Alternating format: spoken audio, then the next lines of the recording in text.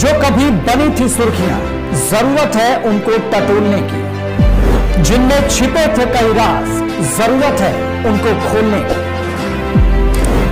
जख्मों की डोर से घटनाओं के शोर तक, किसी को अपनों की तलाश, अब होगा राज का पर्दाफाश। क्योंकि हम लेंगे खबरों की खबर। आपको बता दें कि पुलिस ने संभल हिंसा के मामले में 7 एफआईआर दर्ज की है, जिनमें 6 लोगों के खिलाफ नामजद एफआईआर दर्ज कराई गई है, जबकि बाकी एफआईआर 2500 अज्ञात के खिलाफ है। जिन 4 लोगों की मौत हुई है, पोस्टमार्टम रिपोर्ट के हवाले से पुलिस उस पर भी सफाई दे रही है। पुलिस का दावा है कि देसी तमंचे से एकदम सटाकर यानी पॉइंट ब्लैंक रेंज से गोलीबारी गई है।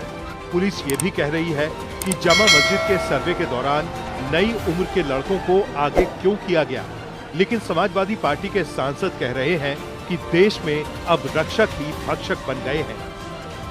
ये सोच कैसे खराब हो गई लोगों की कि अपने ही देश की पुलिस और प्रशासन अपने ही देश के लोगों को ऐसे ट्रीट करे जैसे कुछ फतह करने जा रहे हैं, किसी मस्जिद में ऑर्डर लेकर के और नारेबाजी करते हुए गुजरे हैं।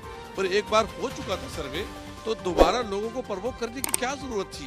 ये संभल की घटना बहुत ही दर्दनाक है, दिल को दहलाने वाली है और इस घटना की निंदा करने के लिए मैं समझता हूँ कोई शब्द नहीं है। मुझे अफसोस है कि जब देश के इस प्रदेश और देश के रक्षक ही अगर भक्षक बन करके काम करेंगे तो इसका लोकतंत्र संविधान कैसे चलेगा। सर, आपके खिलाफ एफआईआर दर्ज हुई है? एफआईआर लोग उनके पूरा कानून उनके हाथ में है, सरकार उनके हाथ में, जिसकी लाठी उसकी भैंस, वो वाला चल रहा है। अब मुकदमा दर्ज करने के खिलाफ मेरे क्या तो सारे जनप्रतिनिधियों के खिलाफ भी मुकदमा दर्ज कर दे तो कौन रोकने वाला है। इस टाइम जो सूरत हाल उत्तर प्रदेश में है वो कहीं शायद दूसरे राज्य में नहीं होगी।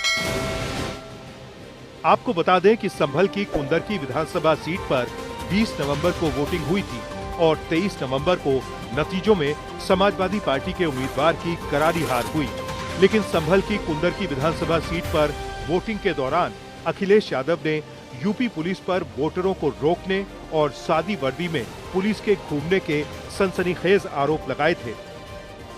अब समाजवादी पार्टी कह रही है कि बीजेपी ने बेईमानी को छुपाने के लिए संभल में हिंसा करवाई है, तो बीजेपी कह रही है कि हार से बौखलाई समाजवादी पार्टी और उसके नेता अब लोगों को भड़का रहे हैं। एक षड्यंत्र के तहत चुनाव के तुरंत बाद वहां इस तरह की परिस्थितियां पैदा की गई कि लोग उत्तेजित हों और फिर उनका दमन किया गया, एक तरफा दमन। वो लाशों पर राजनीति करने का ख्वाब देखते हैं। कुंदरकी में जो अल्पसंख्यक वर्ग ने भारी मात्रा में भाजपा के पक्ष में मतदान किया, उसकी खींच आप संभल में उत्पात मचा के कराएंगे क्या?